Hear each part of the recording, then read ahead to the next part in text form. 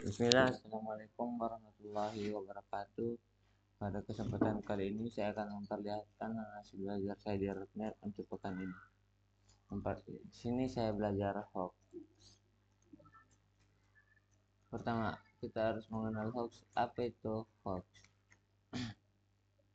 Hoax adalah cara baru untuk menggunakan fitur React di komponen fungsional. Sebelum komponen fungsional tidak bisa memiliki state atau penggunaan lazy method seperti komponen. Oke. Di sini hoax ada terbagi menjadi dua, ada basic hoax dan ada common hoax. Untuk di basic hoax di sini ada use effects hoax. Use effects adalah hoax di React yang memungkinkan kita untuk menjalankan kode ketika komponen dipasang, diperbarui atau dilepas. Saya akan memperlihatkan contoh kode menggunakan use effect.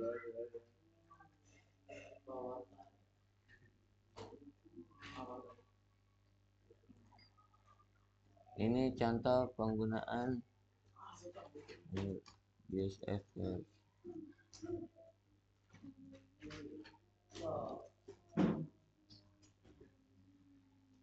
Jadi ini adalah contoh penggunaan use effect dalam React JSX.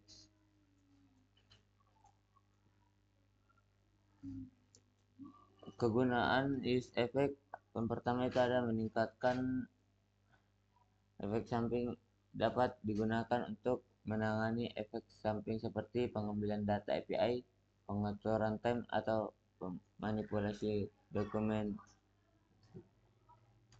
objek model, dan menjalankan kode setelah render. Use effect dapat digunakan untuk menjalankan kode setelah di-render.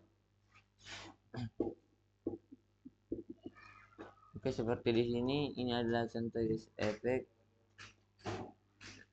Contoh di sini, use effect digunakan untuk mengatur judul dokumen ketika nilai count-nya berubah. Biasa dia bertanya kapan menggunakan use effect. Yang pertama, saat mengambil data dari API. Yang kedua, ketika ingin mengukur timer. Yang ketiga, memanipulasi DOM atau dokumen objek model. Oke, lanjut. Di sini ada use state. Use state adalah hoax direct yang memungkinkan kita untuk menambahkan state pada komponen fungsional. Contoh kode dari use state seperti ini.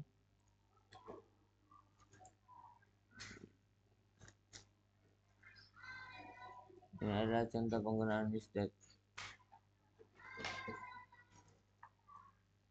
Contoh ini use state digunakan untuk mengelola state count dan mengupdate state ketika tombol enchantment diklik.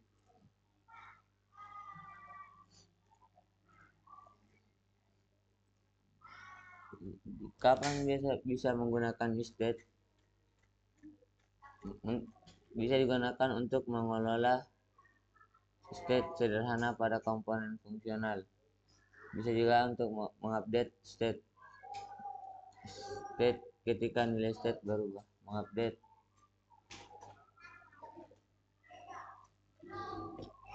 Dan lanjut, di sini ada use context. Use context adalah hoax direct yang memungkinkan kita untuk mengakses konteks API dalam komponen fungsional. Kegunaan use context yang pertama ada untuk mengakses konteks API dalam komponen fungsional dan mengurangi kompleksitasi kode. Jadi dia akan lebih tidak banyak memakan ruang, dan sintaks yang digunakan use state seperti kode yang akan saya lihat. Ini adalah contoh sintaks dari use context. Dan contoh kodenya seperti ini. Ini contoh kodenya. Dan contoh sini use context digunakan untuk mengakses konteks time context dan menggunakan nilai konteks untuk mengatur style tombol. Kapan menggunakan use context? Saat mengakses konteks, gunakan use context ketika Anda ingin mengakses konteks API dan kompleksitas kode. Lanjut, di sini ada use memo.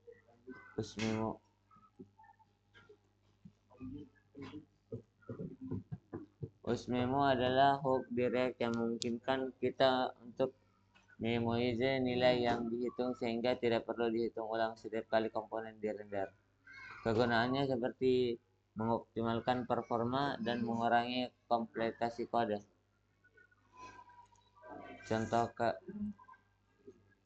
kodenya seperti ini.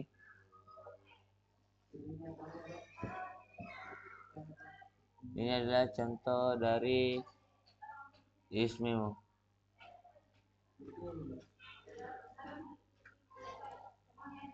Dan dalam contoh ini use memo digunakan untuk memoize nilai filtered item sehingga tidak perlu dihitung ulang setiap dikali komponen dirender. Oke, selanjutnya ada useref. Useref adalah hook direct yang memungkinkan kita untuk membuat referensi ke elemen DOM atau komponen. Kegunaannya seperti mengakses elemen DOM, mengatur fokus pada elemen input, dan mengakses komponen. Ini adalah contoh sintaks dari contoh useref.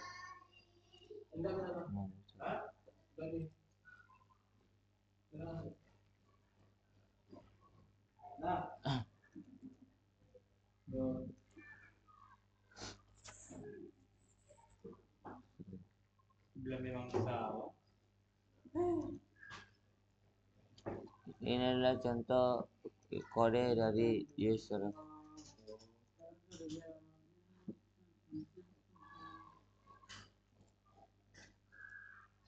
Dan contoh ini useref digunakan untuk membuat referensi ke dalam input dan mengatur fokus pada elemen input ketika tombol diklik. Lanjut, di sini ada use callback.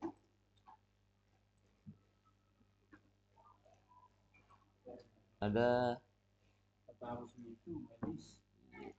use callback. Apa itu use callback? Use callback adalah hook direct yang memungkinkan Anda untuk memoize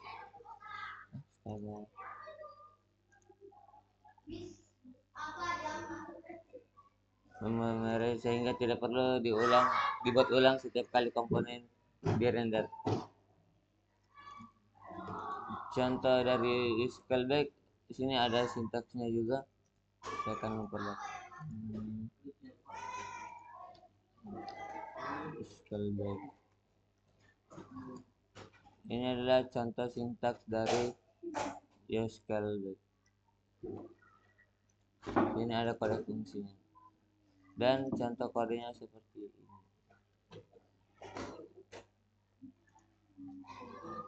Contoh ini, dalam contoh di sini use callback digunakan untuk memoize fungsi handle increment sehingga tidak perlu dibuat ulang setiap kali komponen dirender. Dan selanjutnya ada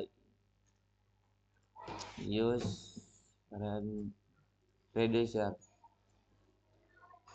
Use reducer adalah hook direct yang memungkinkan kita untuk mengelola state yang kompleks dan menggunakan reducer.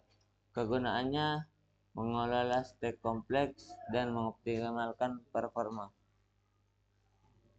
yang menghindari rendering ulang atau yang tidak perlu. Contoh kode dari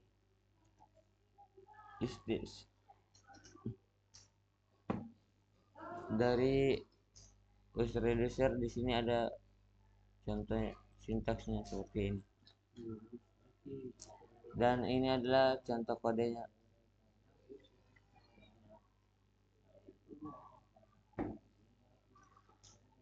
Ini contoh dari penggunaan user reducer. Dalam contoh ini, dalam contoh di sini, user reducer digunakan untuk mengelola state count dengan menggunakan reducer. Kapan menggunakan user reducer? Pertama, saat state kompleks, saat mengelola state kompleks, dan yang kedua mengoptimalkan performa, menghindari rendering ulang yang tidak perlu. Yang ketiga, mengelola state dengan banyak aksi. Mungkin itu saja yang bisa saya sampaikan, kurang lebihnya mohon dimaafkan. Wabillahi taufiq wal hidayah. Assalamualaikum warahmatullahi wabarakatuh.